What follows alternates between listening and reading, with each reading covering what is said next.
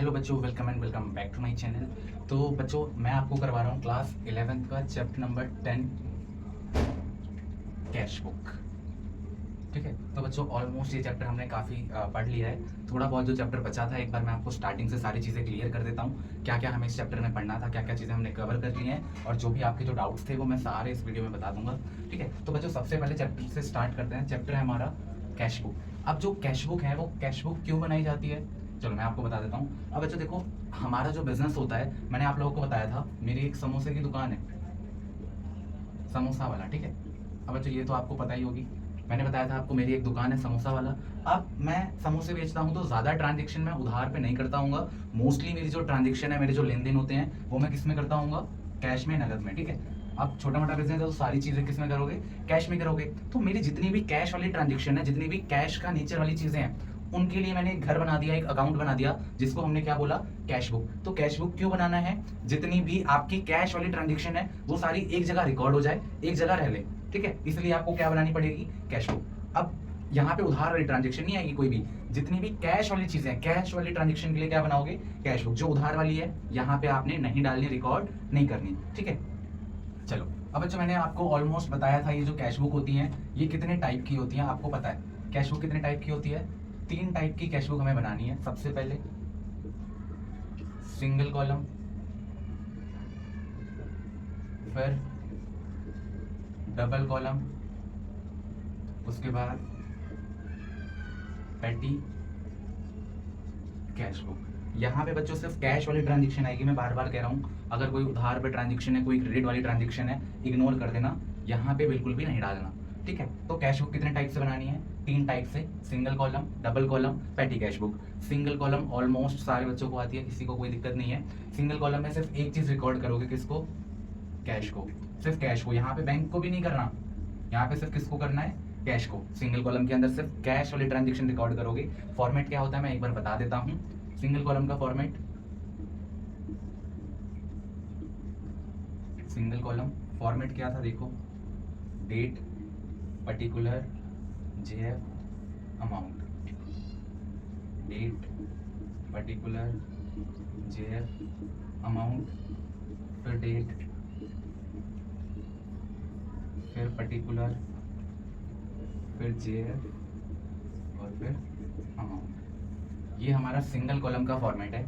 Date, particular, JF, amount, date, particular, JF, amount. अब बच्चों आपको पता है ये साइड होती है हमारी डेबिट, ये होती है क्रेडिट। अब आपने जो भी ट्रांजेक्शन करोगे, ठीक है, आप लोग जितनी भी ट्रांजेक्शन करोगे, अगर वो कैश को डेबिट कर रही हैं तो आप डेबिट साइड लिख देना, अगर वो हमारे कैश को क्रेडिट कर रही हैं तो क्रेडिट साइड लिख देना। मैं 1-2 एंट्री करके दिखाता हूँ। चलो, जैसे कि हमारी जो फर्स्ट एंट्री होती है, हमारी फर्स्ट एंट्री क्या होती है बच्चों? हमेशा cash account debit to capital. हमने बिजनेस में कैश लगाया 2 लाख और 2 लाख। ठीक है, मान लो फर्नीचर खरीद लिया, furniture account debit to cash 20,000 रुपये और 20,000 रुपये। मान लो सेल कर दिए, सेल की एंट्री क्या होती है? Cash account debit to sale 15,000 रुपये और 15,000 रुपये। मान लो वेजेस पे कर दिए, वेजेस खर्चा है हमारे लिए, वेजेस अकाउंट डेबिट क्या दिया बदले में भाई? टू कैश 10,000 और 10,000। अब देखो, मैंने ये समझाने के लिए 4-5 एंट्री ले ली हैं, मुझे पता है आपको ये सारी चीज़ें आती हैं। ठीक है, तो पहली एंट्री क्या लिया हमने? Cash account debit to capital. Cash क्या हो रहा है? हमेशा कैश पे फोकस करना। कैश क्या हो रहा है बच्चों? डेबिट हो रहा है, तो डेबिट साइड लिखना। अगर कैश डेबिट हो रहा है तो अकाउंट की डेबिट साइड लिखना। किसकी वजह से डेबिट हो रहा है ये लिखना। तो कैश अकाउंट डेबिट हो रहा है किसकी वजह से? To capital. तो पर्टिकुलर में लिखो टू कैपिटल। और कितना डेबिट हो रहा है? 2 लाख। तो अमाउंट में लिख दो 2 लाख। यहाँ बैंक वाली ट्रांजेक्शन नहीं होगी। एक ट्रांजेक्शन और ले लेते हैं, चलो। Salary account debit to bank 15,000 और 15,000। चलो ठीक है, तो कैश अकाउंट डेबिट हो रहा था किसकी वजह से? कैपिटल की वजह से। ठीक है, फिर फर्नीचर खरीदा है टू कैश। अब फर्नीचर खरीदा कैश दे के तो पैसा गया, पैसा गया तो पैसे को क्रेडिट कर दिया, क्रेडिट किया तो क्रेडिट साइड लिखो। और किसकी वजह से क्रेडिट हुआ? By furniture. कितना भाई साहब? 20,000। ठीक है, चलो अगली एंट्री, सेल करिए, cash account debit to sale. Cash debit हो रहा है तो डेबिट साइड लिखना, किसकी वजह से हो रहा है? To sale. तो कैश को डेबिट कर दिया टू सेल, कितना 15,000 रुपए, कोई दिक्कत नहीं है अभी तक। चलो उसके बाद वेजेस पे करी है, दिहाड़ी दी है टू कैश, तो कैश डेबिट हो रहा है क्रेडिट हो रहा है, क्रेडिट हो रहा है किसकी वजह से, बाय वेजेस, कितना 10,000। चलो 1 2 3 4, लास्ट एंट्री क्या है, सैलरी पे करी है, खर्चा है हमारे लिए, salary account debit to bank आ गया। आप देखो बैंक से पैसा दिया, बैंक आ गया, बट हम तो बना रहे हैं सिंगल कॉलम, सिंगल कॉलम में बैंक की कोई भी ट्रांजेक्शन रिकॉर्ड नहीं होती। अगर कहीं पे भी बैंक से पैसा दे रहे हो तो वो यहाँ नहीं दिखाना। अच्छा, लेकिन अगर मैंने कैश को बैंक में डाला, अगर मैंने कैश को बैंक में डाल दिया तो एंट्री क्या होगी, बैंक बढ़ जाएगा, bank account debit to cash, 5,000 और 5,000 और 5,000। अगर मैंने बैंक में कैश डाल दिया, अब देखो कैश क्रेडिट हो रहा है, कैश का नाम आ गया, तो हमें भी यहाँ पे कैश को क्रेडिट करना पड़ेगा, और किसकी वजह से हो रहा है, बाय बैंक की वजह से, ठीक है, 5,000 और 5,000। अब बच्चों देखो इतना करने के बाद आपको बैलेंसिंग में दिक्कत आती है। देखो बैलेंसिंग कैसे करनी है, पहले दोनों साइड का टोटल देख लो। अब मुझे देखने से ही पता लग रहा है मेरी जो डेबिट साइड है वो ज्यादा है, कितनी है डेबिट साइड, 2,15,000, तो जो साइड बड़ी होती है वही दोनों साइड आ जाएगी, 2,15,000, ठीक है। अब जो छोटी वाली साइड है वो माइनस कर दो, माइनस करने पे बच्चों 15 गया, ठीक है, तो माइनस करने पे मेरे हिसाब से बच रहा है 1,80,000, तो जो 180 बचा यही क्या है, बाय बैलेंस सीडी, सीडी मतलब कैरी डाउन हमारा क्लोजिंग बैलेंस, तो क्लोजिंग बैलेंस कितना आ गया बच्चों, क्लोजिंग बैलेंस आ गया 1,80,000। डेबिट साइड 215 थी, 215 अकाउंट क्लोज कर दिया, दोनों साइड 215 लिख दी, जो छोटी वाली साइड आ रही है उसको माइनस कर दो, जो बच गया वही आपका क्या है, बैलेंस सीडी। एक चीज और, अगर बैलेंस कभी इस साइड बचे तो बाय बैलेंस सीडी, अगर यहाँ बचे तो टू बैलेंस सीडी, ठीक है। ये सारी चीजें आपने आती है। मैं डबल कॉलम कैश बुक करवा देता हूँ, एक क्वेश्चन मैं करवाऊंगा, ठीक है। अभी मैं जो क्वेश्चन करवा रहा हूँ उसकी जो फोटो है वो मैं पिन कर दूंगा, आप वहां से देख के फिर सॉल्व करना मेरे साथ, ठीक है। चलो तो बच्चों अब मैं आपको करवाने जा रहा हूँ डबल कॉलम कैश बुक, फिर पेटी कैश बुक हम बाद में कवर करेंगे। अब डबल कॉलम कैश बुक सबसे पहले मैं फॉर्मेट बना के दिखा देता हूँ कि बनाना कैसे है, ठीक है। उसके बाद मैं एक क्वेश्चन पिन कर दूंगा, फिर वहां से साथ में करते हैं सॉल्व। चलो फॉर्मेट कोई टफ नहीं है, सब इजी है। डेट पर्टिकुलर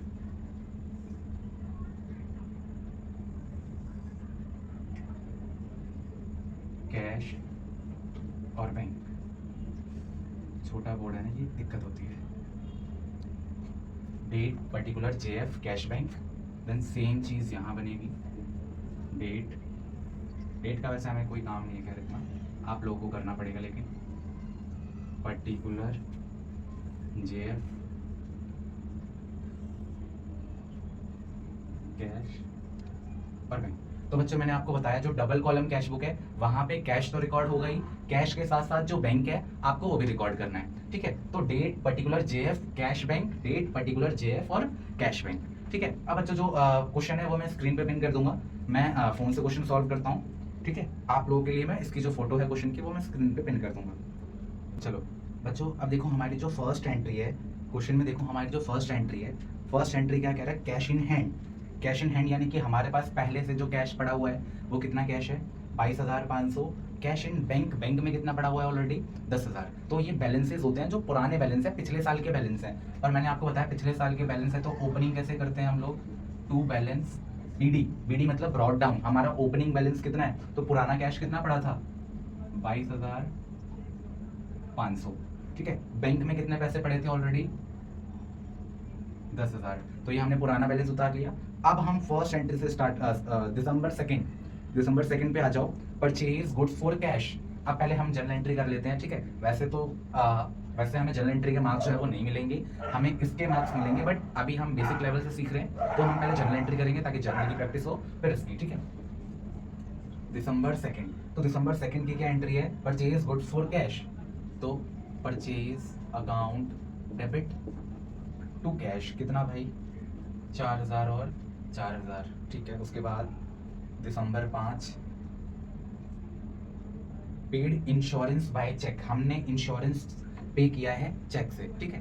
तो paid insurance by cheque, insurance हमारे लिए खर्चा है, इंश्योरेंस अकाउंट डेबिट, चेक से दिया है तो टू बैंक। अब देखो यहाँ पे काफी बच्चे होते हैं जो चेक इन हैंड कर देते हैं। भाई हमने किसी को चेक दे दिया, जब भी आप किसी को चेक दे रहे हो, चेक इशू कर रहे हो, ठीक है, चेक देते टाइम कभी भी चेक इन हैंड नहीं लिखना।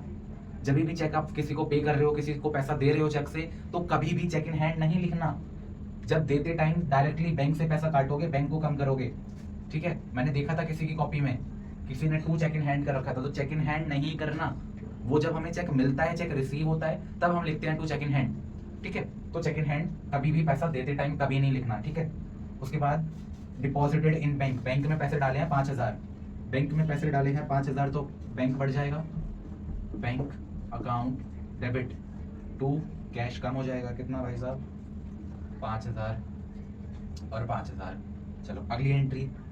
अब अगली एंट्री देखो क्या कह रहा है, cash receive from sale of goods, cash receive, cash मिल गया 13 दिसंबर 13, कैश मिला तो कैश अकाउंट डेबिट किसकी वजह से मिला, टू सेल करने की वजह से 12000 और 12000। चलो दिसंबर 18 पढ़ो, रिसीव चेक फ्रॉम जोसेफ, हमें जोसेफ से चेक मिला है। अब देखो अगली एंट्री भी देख लो, नीचे क्या कह रहा है, जोसेफ का जो चेक है हमने बैंक में डाल दिया। तो जब ऐसे 2-2 एंट्री दे देगा ना, एक बार पूरा क्वेश्चन देख लेना, ठीक है। जब आप कोई चेक रिसीव की एंट्री पढ़ रहे हो, उसके बाद नीचे की 2-3 एंट्री पढ़ लो कि उस चेक को बैंक में डिपॉजिट करने की कोई अलग ट्रांजेक्शन तो नहीं दे रहा, कोई अलग तो नहीं बोल रहा है एंट्री को। यहाँ पे देखो अलग अलग बोल रहा है। पहले कह रहा है चेक मिला है, चेक मिला है तो चेक हाथ में आया ना, चेक इन हैंड, ठीक है। अगली एंट्री में कह रहा है चेक को बैंक में डाल दिया, तो बैंक तब बढ़ाना है, यहाँ पे बैंक नहीं बढ़ाना, ठीक है। ध्यान से सुनो मेरी बात। कह रहा है रिसीव चेक फ्रॉम जोसेफ, हमें जोसेफ से चेक मिला है, चेक मिला है तो चेक अभी पेपर है ना, हाथ पे मिला है हमारे, तो यहाँ एंट्री होगी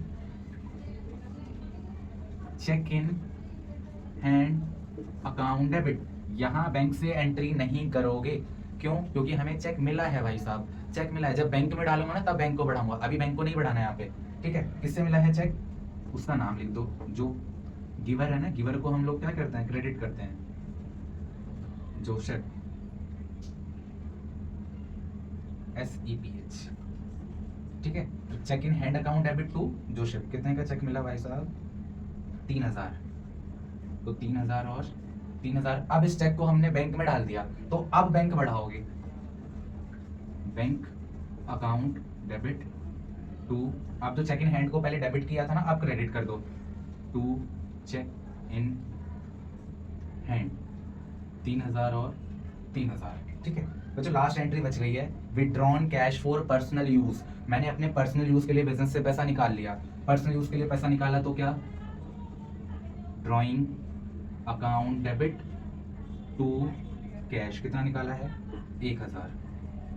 चलो इतना ही है, ठीक है। अब बच्चों देखो, अब हम इसे कैश बुक के अंदर पोस्टिंग करते हैं, कैश बुक में भेजते हैं। देखो बैलेंसेस जो हमें स्टार्टिंग में दे रखे थे वो हमने पहले ही उतार लिए, दिसंबर 1 की एंट्री थी, हमने पहले बैलेंसेस उतार लिए। कह रहा था कैश इन हैंड कितना है 22500 और बैंक में कितने पैसे थे 10000, बैलेंस उतार लिए। अब आ जाओ पहली एंट्री पे, purchase account debit to cash, cash क्या हो रहा है, क्रेडिट। कैश अगर क्रेडिट हो रहा है तो लिख दो क्रेडिट साइड, और कैश के कॉलम में लिखोगे भाई, अगर कैश क्रेडिट हुआ तो हमेशा कैश के क्रेडिट में लिखना, अगर डेबिट होता है तो कैश के डेबिट में, ठीक है। अगर बैंक है तो वो बैंक के उसमें जाएगा, ठीक है, ये बात का ध्यान रखना। तो purchase account debit to cash, purchase account debit हो रहा है किसकी वजह से, कैश की वजह से, तो कैश जो है वो क्रेडिट हो रहा है, तो कैश के क्रेडिट साइड लिख दो 4000, किसकी वजह से हो रहा है, बाय परचेज, ठीक है। चलो अगला देखो, insurance account debit to bank, bank क्या हो रहा है, क्रेडिट हो रहा है, तो बैंक के क्रेडिट में लिख दो, कितना क्रेडिट हो गया, कितना कम हो गया बैंक 2000, बाय इंश्योरेंस, ठीक है, बाय इंश्योरेंस। अगली entry, bank account debit to cash. अब देखो बैंक में भी चेंज हो रहा है और कैश में भी, तो हम तो जो कैश बुक बना रहे हैं वो बैंक की भी बना रहे हैं, कैश बुक की भी बना रहे हैं, हम तो दोनों चीजें बना रहे हैं ना, बैंक की भी बना रहे हैं और कैश का भी बना रहे हैं, तो इसको हम लोग कहते हैं कॉन्ट्रा एंट्री, ठीक है, इसको कहते हैं कॉन्ट्रा एंट्री। अब कॉन्ट्रा एंट्री देखो, बैंक अकाउंट क्या हो रहा है, डेबिट हो रहा है, तो बैंक को डेबिट कर दो, कितना डेबिट हो रहा है बैंक 5000, किसकी वजह से, टू कैश, हमें जीएफ में लिखना पड़ेगा सी मतलब कॉन्ट्रा एंट्री, ठीक है। लेकिन देखो कैश भी क्या हो रहा है, क्रेडिट हो रहा है, तो कैश का क्रेडिट लिख दो, किसकी वजह से, बाय बैंक की वजह से, ठीक है। चलो cash account debit to sale, cash debit हो रहा है सेल की वजह से, तो टू सेल और कितना 12000, तो कैश में लिखना भाई, ध्यान रखना कॉलम इधर उधर मत कर देना, पूरा क्वेश्चन गलत हो जाएगा, 6 मार्क्स गए। अब जोसेफ से चेक मिला था, cheque in hand account debit to Joseph. अब देखो इसको हम पोस्ट करेंगे ही नहीं, क्यों नहीं करेंगे? ना ही कैश चेंज हो रहा है इससे, ना ही बैंक डेबिट क्रेडिट हो रहा है, कुछ भी नहीं हो रहा है, तो इसको तो नहीं करना। फिर नेक्स्ट जब मैंने इस चेक को बैंक में डाल दिया तो बैंक बढ़ गया चेक इन हैंड की वजह से, तो बैंक अकाउंट को डेबिट करना किसकी वजह से? To cheque in hand, to cheque in hand. कितना डेबिट करना है बैंक? 3000, तो बैंक के कॉलम में। चलो अगला है ड्राइंग अकाउंट डेबिट। ड्राइंग जो है वो डेबिट हो रहा है, ड्राइंग डेबिट हो रहा है किसकी वजह से? कैश की वजह से, तो कैश क्या हो रहा है? क्रेडिट, तो क्रेडिट साइड लिखना है कैश के 1000, और किसकी वजह से? By drawing. ठीक है, इतना कर लिया। अब वही है अकाउंट क्लोज करना है, तो अकाउंट क्लोज कैसे करोगे बता देता हूँ। पहले टोटलिंग कर लो, जो साइड बड़ी है वो दोनों साइड। अब देखो बैंक की 10 15 15 3 18, ये साइड 18 आ रही है और ये साइड तो छोटी है, तो जो बड़ी साइड है वो दोनों साइड, जो बड़ी वाली साइड है वो दोनों साइड। अब छोटी वाली साइड को माइनस कर लो। ठीक है, छोटी वाली साइड कितनी है? सिर्फ 2000 है, तो जो बैलेंस आएगा वो कितना बच गया? 16। यहाँ 16 की कमी पड़ गई तो बैलेंस आ गया हमारा 16000। ठीक है, उसके बाद कैश का भी ऐसे ही कर लो, 22500 और 12000, 22500 और 12000, 34500। तो कैश का टोटल आ रहा है 34500। बड़ी वाली साइड को दोनों साइड 34500 माइनस कर दो छोटी वाली साइड को। छोटी वाली साइड कितनी है? 10,000 है मेरे हिसाब से तो। ठीक है, छोटी वाली साइड 10,000 है, तो बचेगा कितना? 24,500, और जो बच गया वही क्या है? By balance CD. सीडी मतलब कैरी डाउन क्लोजिंग बैलेंस। कितना बचा? कैश का बचा 24,500, बैंक का बचा 16,000। ठीक है, तो बच्चों ये हमारी डबल कॉलम कैश बुक थी।